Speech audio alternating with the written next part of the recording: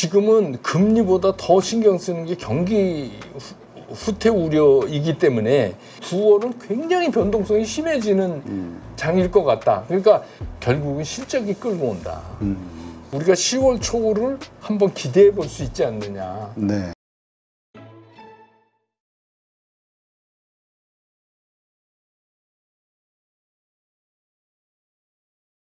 오늘 모신 분은 백만개미 한세구 당주님이십니다. 어서 오세요. 안녕하십니까? 예. 네, 당주님 오실 때마다 참 시장이 엄청난 변동성을 겪는데요. 그러게요. 그래서 뭐 시장이라는 게 원래 변동성이 있는 데고 그렇지만 이제 올해 특히 변동성 심한데 제가 이제 나올 때마다 그런 변동성이 심해서 어떻게 보면 제가 또 드릴 말씀이 많아져서 그건 또 좋기도 하고 그런데 이제 이런 것들이 그 어제 그저께죠 미국 시장에서 그렇죠. 그저께 이제 미국 시장이 큰 폭의 하락을 하는 게 그 전달이었던 7월하고 좀 떼자뷰 같은 걸 우리가 좀 느끼잖아요. 8월에 그랬던 거랑 떼자뷰를 좀 느끼잖아요. 그게 뭐냐면 그때도 8월 초에 폭락할 때 이슈가 뭐였냐면 경기 침체 우려였어요. 네. 근데 이제 이번에도 뭐 우연히도 ISM 제조업 지수가 이제 핑계가 되면서 이렇게 됐는데 결국은 시장은 금리가 아니라는 거죠. 지금 시장이 걱정하고 있는 거는 금리는 일단락됐고 이제부터 걱정은 경기 걱정을 하고 있는 거다. 그렇죠. 근데 왜 경기 걱정을 시장이 이제 와서 갑자기 할까? 많이 갔어요. 생각보다 많이 올랐어. 특히 이제 그 엔비디아를 필두로 한 그 기술주들이 사람들이 생각할 때 이거 좀 불안한데 이런 생각을 느낄 위치에 와 있는데 자꾸 이제 그 경기 불안 얘기가 나오니까 그런데다가 이제 구조적인 문제도 있어요. 우리도 이제 뭐 우리나라 시장은 뭐 연기금도 투자할 만하지 않다고 얘기하니까 많은 이제 개인 투자자들도 소위 서학개미 나도 미국장 간다 이래가지고 많이들 가셨잖아요. 근데 실제로 미국 뉴욕 시장이라는 데는 세계에서 모인 자금들에서 우리들 말로 선수들이 다 모인 그렇죠. 데잖아요. 그러니까 이제 버핏도 이미 뭐 공언했잖아요. 나 현금 비중 늘렸어. 이렇게 다 얘기하고 이런 것도 상당히 시장을 불안하게 만드는 요소 중에 하나죠. 네. 그다음에 이제 뭐 여러분 아시지만 뭐 사우디 국부 펀드나 뭐 싱가포르 해치 펀드, 뭐 영국 펀드, 유럽 펀드 이런 데들은 진짜 우리가 감히 생각할 수 없는 그런 스케일을 가지고 시장을 보고 있는데 사실은 이 그런 큰 손들이 뉴욕 시장의 큰 손들이 움직임을 좌지우지하는 거는 알고리즘에 의한 프로그램 매매예요. 그렇죠. 그러니까 이거를 뭐 다 우리처럼 뭐 입력해서 엔터 치고 이렇게 못 한다는 거예요. 그러니까 어떤 조건이 되면 어떻게 반응하고 하는 그 알고리즘 물론 그건 이제 회사마다 차이가 있겠지만 그런 거에 의해서 딱 나오니까 지금 이제 미국 시장에서 제일 걱정해야 될 게 경기 침체 우려만 없으면 그냥 이지고잉 할 수 있어요. 지금 상태에서 금리도 내리겠다. 그렇죠. 그런데 이것만 해결되면 되는데 거기에 불이 딱 들어온다는 얘기예요. 그러니까 이제 뭐 거기에 덧붙여서 이제 그 앵화 강세도 자꾸 신경 쓰이게 만드니까 달러가 자꾸 다른 데로 도망가고 달러가 약해지고 이런 것도 있잖아요. 그러면 이거 ISM 제조업 지수 그렇지, PMI 그렇지, 그다음에 뭐 경기 선행은 지금 거의 2년째 저러고 있지. 이러니까 지금 이제 맞아 남은 게 뭐냐면 고용 쪽에만 문제가 생기면 이제는 뭐 경기 좋다고 얘기할 수가 없는 상황이다라고 그렇죠. 알고리즘이 인식을 한 거예요.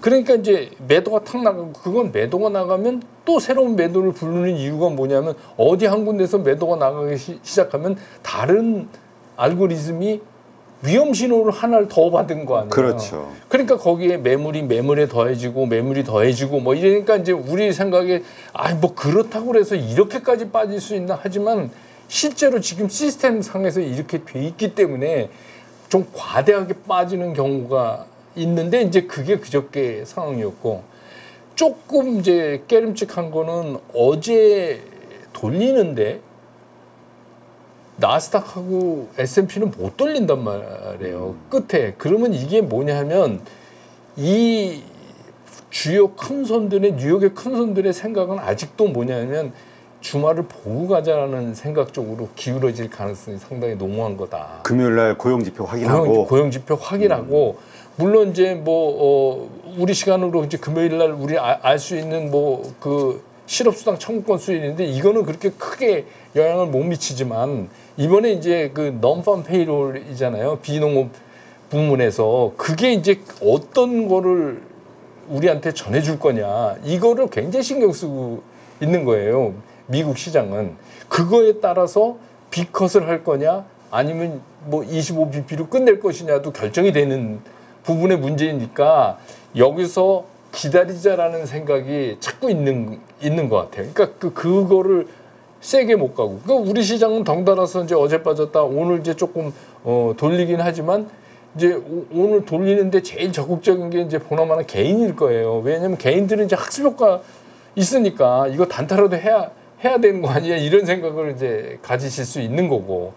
그 다음에 이제 뭐 외국인들은 굉장히 이제 아직은 뭐 며칠 사이 없으니까. 근데 이제 사실 우리 시장에서 제일 우리가 신경 써야 될 거는 12일이 동시만기일이에요. 네. 근데 9월 물이란 말이에요. 이게 3개월에 한 번씩 오는 이제 그런 동시만기일이잖아요. 그렇죠. 그런데 과연 이제 그런 외국인들이 어떤 포지션으로 이걸 끝내야 하느냐.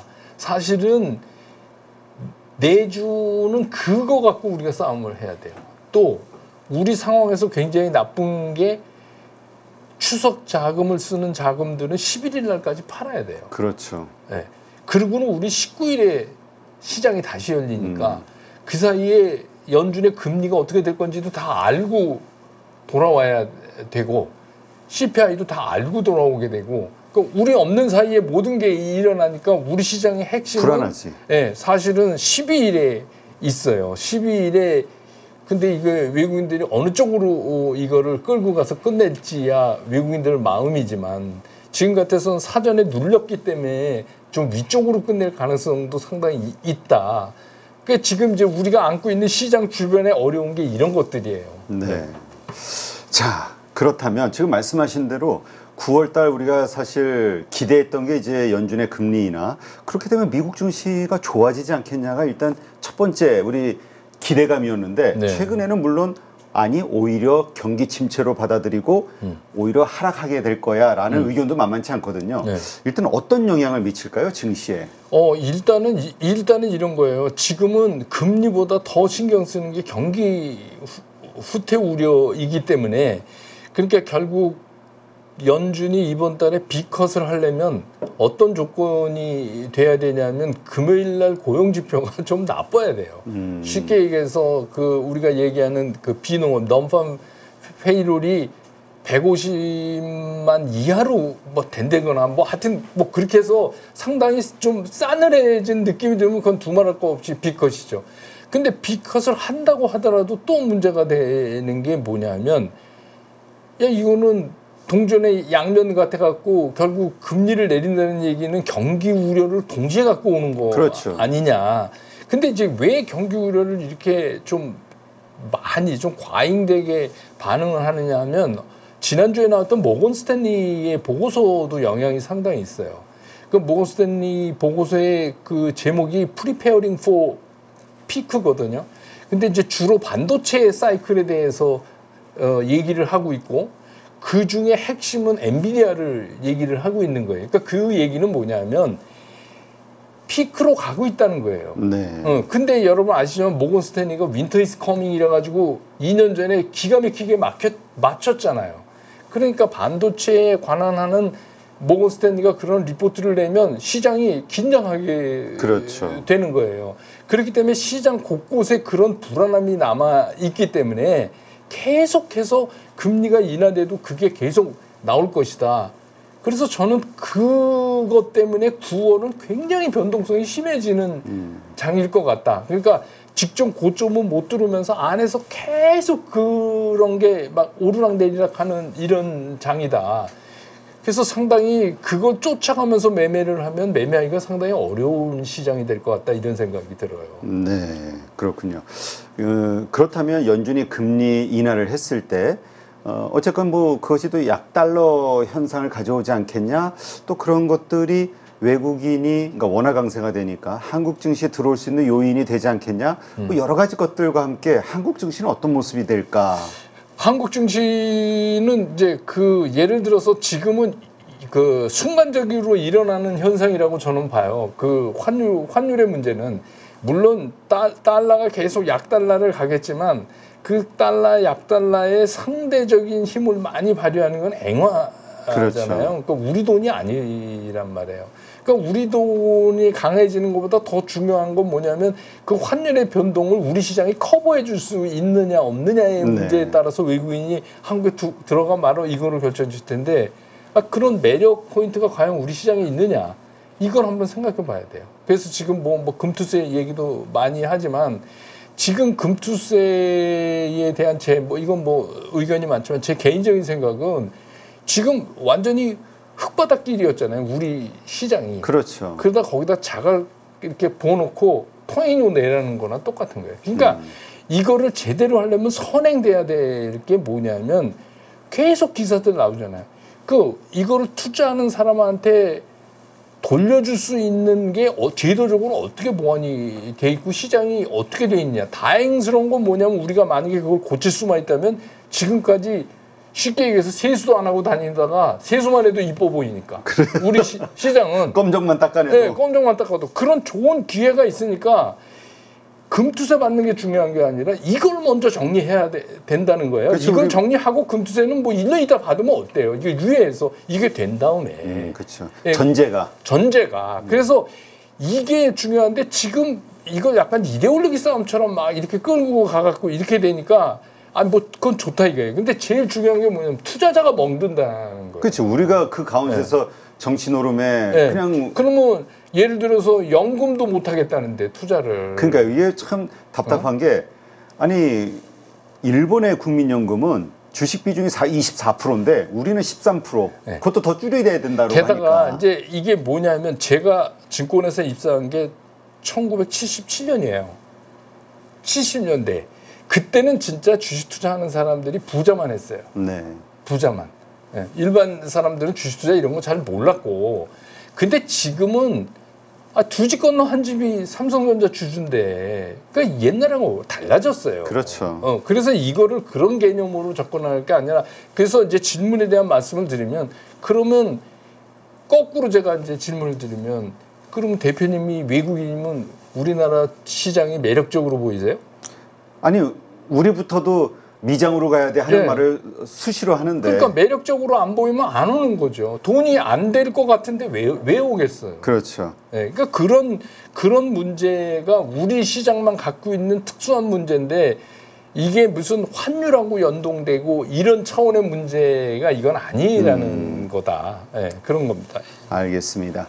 하여튼 정말 국민연금부터 안심하고 비중을 좀 늘릴 수 있는 그런 환경, 그런 우리 증시 선진화 이것이 먼저 이루어진 다음에 그다음에 우리가 그 매력으로 외국인들이 됐던 우리도 들어가고 이러면서 이제 한국 증시가 성장할 수 있다.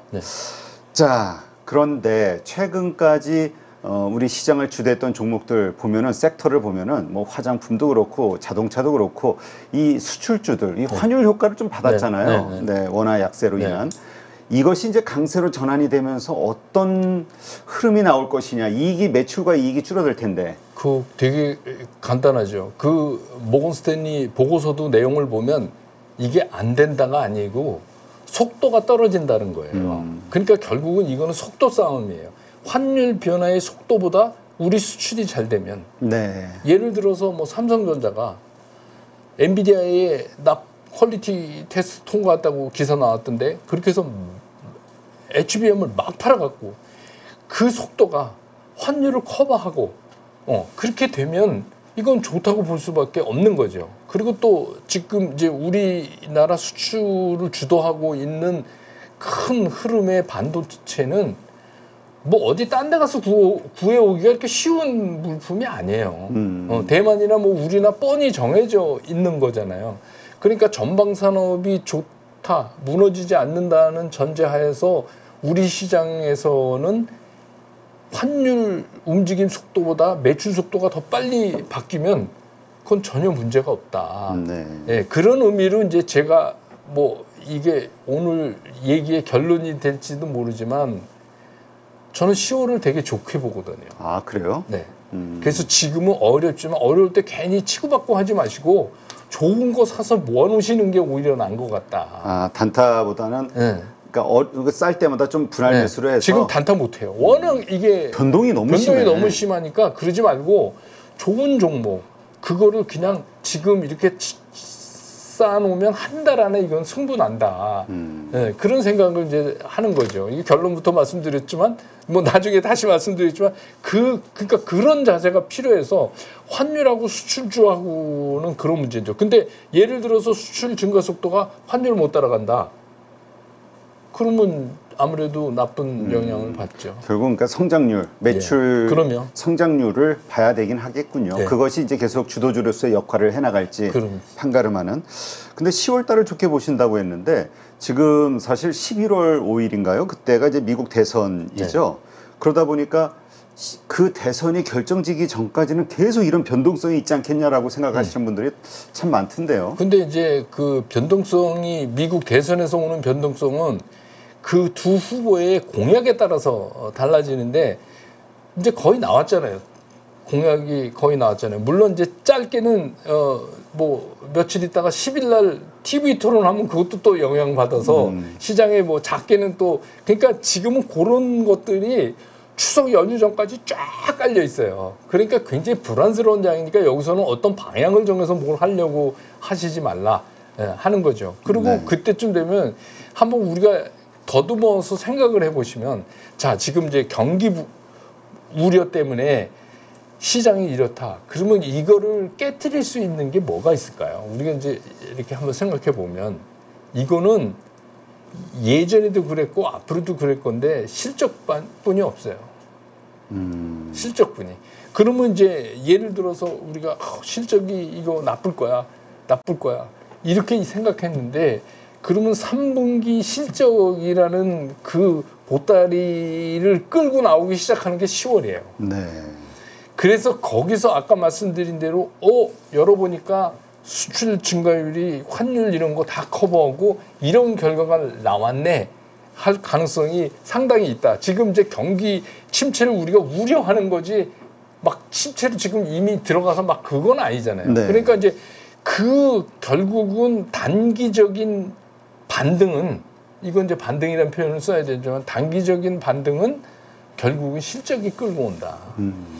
그런 의미로 보면 우리가 10월 초를 한번 기대해 볼 수 있지 않느냐. 네. 좋은 실적을 낼 수 있는 대상을 이제 목적으로 해서 그런 말씀을 드리는 거죠.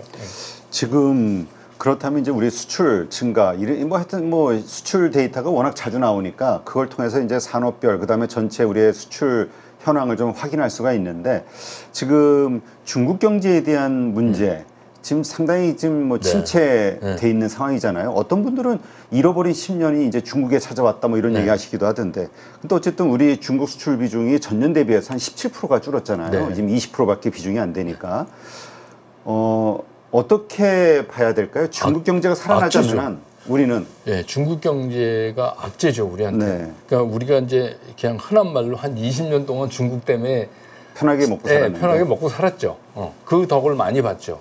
근데 이제 최근에 여러 가지 이유 때문에 중국이 이제 경기가 무너져서 거의 뭐 이제 이게 어디까지 갈 건지 불안해할 정도 붕괴라는 얘기까지 나올 정도로 지금 이렇게 갔지만 사실 그 전에 우리는 중국 수출 비중이 많이 줄었어요. 그렇죠. 네, 최근에. 그래서 이제부터는 과거처럼 중국이 우리한테 큰 영향은 없지만 아무튼 중국의 몰락은 우리한테 악재다. 네, 그래서 궁극적으로 중국이 어떻게 해결을 잘 해야죠. 그럼 우리가 할 수 있는 일은 아니지만 중국이 해결이 되면 우리도 해결된다. 우리 입장에서 보면 중국이 살아나면 우리 수출도 또 증가될 테고. 네. 그래서 중국은 계속 신경이 쓰일 수밖에 없고 중국이 나쁜 건 우리한테도 나빠요. 그냥 결론으로 얘기하면.